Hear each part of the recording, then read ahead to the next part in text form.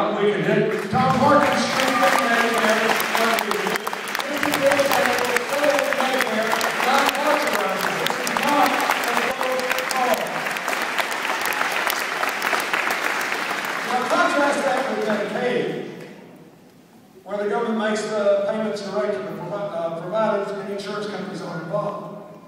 Romney and Ryan want to cut that by a third over a decade and give it to you, state government. This is a real wet kiss to the legislators. They want to cut Medicaid by a third and give it to you, and here's what happens. We all know Medicaid insures poor kids, right? What we don't know is that most of those poor kids are from working families.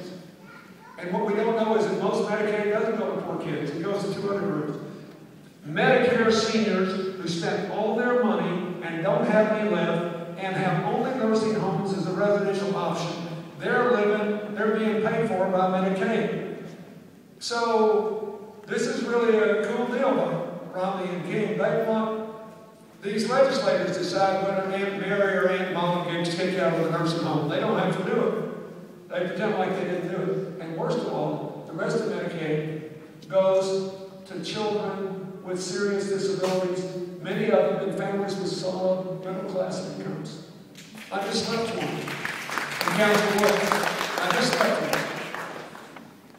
Kids with autistic conditions, kids with cerebral palsy, kids with muscular dystrophy, kids with developmental disabilities, they too are a blessing from God, but they cost more to take care of. And a lot of these parents could not even work if it weren't for Medicaid. They want to cut that a third so they can give me another tax cut. It is wrong. Barack Obama won't do it. Christy Vilsack won't do it. No Republicans are doing it. They won't do it. And you should stop it.